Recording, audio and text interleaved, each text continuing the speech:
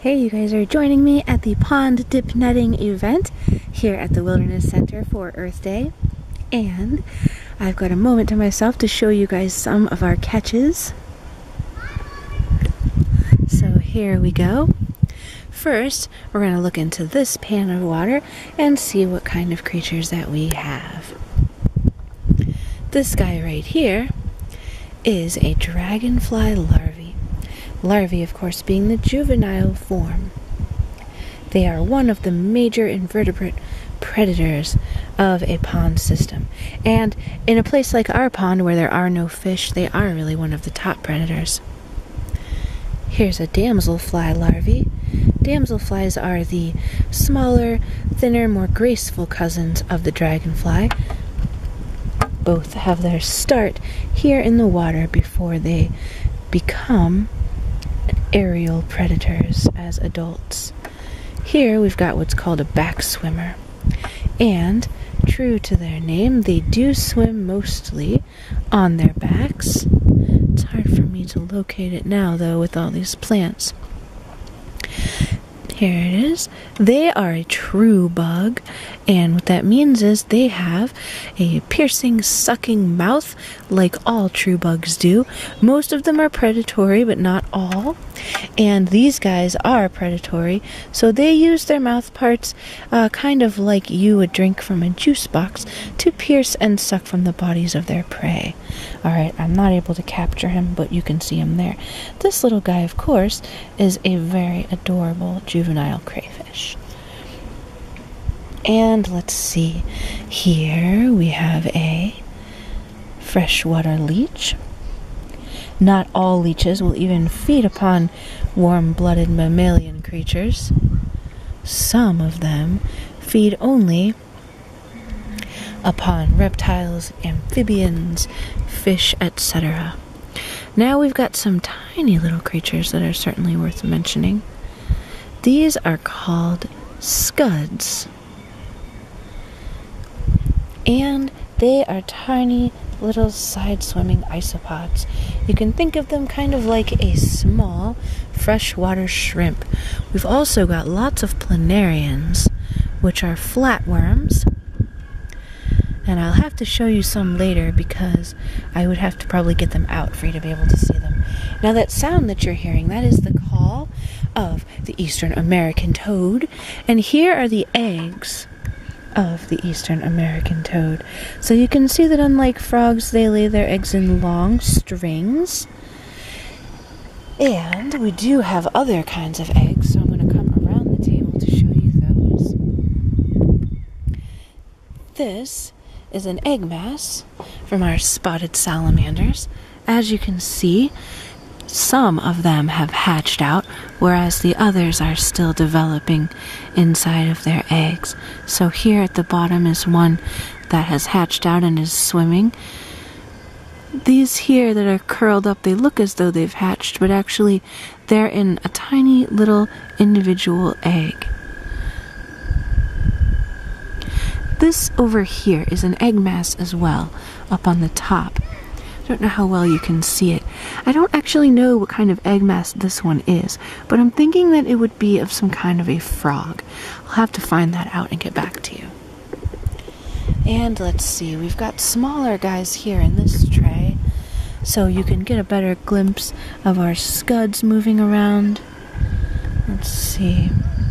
There's one planarian here. If you can see that flatworm in there. And let's see. Oh yes, the mayfly larvae. So these are indicative of good water quality, so it's very exciting when you find them. And let's see, I'll put them over something white so you can see them a little bit better. There they are. Notice their nice feathery gills on the sides of their bodies. These again are larvae, so they're a juvenile form. The adult mayflies are very ephemeral. They come out, they breed in large numbers, and then they die. Apparently fish really enjoy them, so fly fishermen will oftentimes make mayfly type of lures for their fishing. Now, let's see here, we've got some aquatic snails on the move. And again, you can hear those toads calling. They have a beautiful voice, I think. These are some salamanders here. They are spotted salamanders. They have actually already hatched from their egg masses, and so they're in here for safekeeping. We haven't got any tadpoles yet, but there will certainly be some, particularly last year's bull and green frog tadpoles should be in here. And there will be many more things to come. Okay, my time of dip netting is up for the day, but I wanted to show you some more of our cool finds. These, I have never seen anything like this before, but they would certainly appear to be caddisfly larvae that do not yet have their cases built. I say this because, well, when I look closely at their faces, that's certainly what they appear to be, and these gelatinous masses around them must be their silk cases that they create without yet any of the particles and debris that they use to make them. This guy here on the left, unfortunately, has retreated into his case, but that's more typically what I have seen of caddisfly larvae in the cases that they make. Now, we've got a few more guys in here to show you. So this is a giant water bug, which is one of the apex predators here of our pond system. Like all true bugs, they've got those piercing, sucking mouth parts, which can also deliver you a powerful bite. Here you see one, and there's something beneath him. I don't know if he is preying upon something. I do believe that he has caught a whirligig beetle because it's underneath him. I couldn't tell for sure if he was piercing it, but more than likely. So these are the whirligig beetles themselves, and oftentimes you find them more on the surface of the pond, where they spin around in search of things to eat that have fallen into the water. Boy, everyone is eluding me now. I'm not very fast at this. There is a back swimmer, and this guy here, don't think I showed you one of these earlier, so I'm going to pick him up. This is a dragonfly larvae. So before dragonflies take to the air, you will find them like this.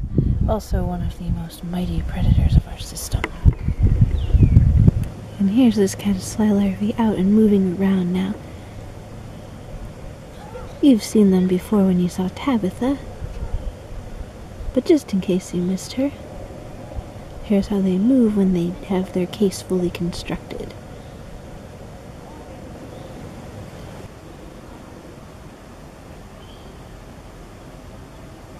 And these are the spotted salamander larvae. Many of them have now hatched out of this particular egg mass, while others are still